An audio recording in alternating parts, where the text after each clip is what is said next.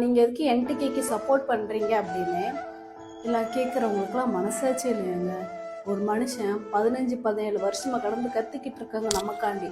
நீர் வளத்தை எப்படி மேம்படுத்துகிறேன், நில வளத்தை மேம்படுத்துகிறேன், நாட்டை எப்படி மாற்றுறேன், வேலைவாய்ப்பு இப்படி ஏற்படுத்தி தரேன்னு சொல்லிட்டு கெஞ்சிக்கிட்டு இருக்காரு, கத்திக்கிட்டு இருக்காரு.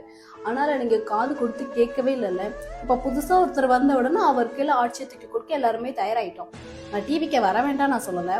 ஆனால் டிவிக்கோட கொள்கைகளும் கோட்பாடுகளும் எதுவுமே ஏற்க விதமாகவே இல்லை. அவங்களோட கட்சியில் உள்ள ஆட்கள் யாருமே சரி கிடையாது. 30 வருஷமா டிவியில் பார்த்த ஒருத்தர், நல்லா முகம் தெரிஞ்ச ஒருத்தர் வந்த உடனே அவர் கையில் ஆட்சி தூக்கி கொடுக்க எல்லாருமே தயாராகிட்டீங்க.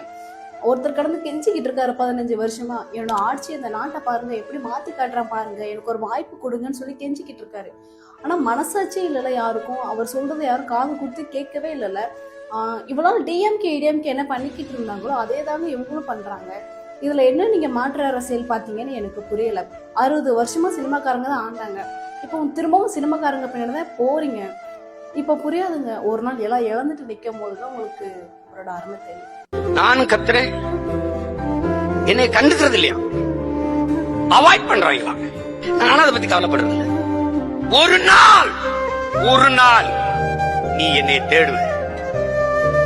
ரொம்ப நாளா ஒருத்தன் கத்திட்டு இருந்தான், ஆனா நான் விட்டுட்டு போயிருவேன் மட்டும் நினைக்கிறது. நீ என்னை தொடர்ச்சியா தோக்கடிச்சு பாரு, நீ தோத்து போற.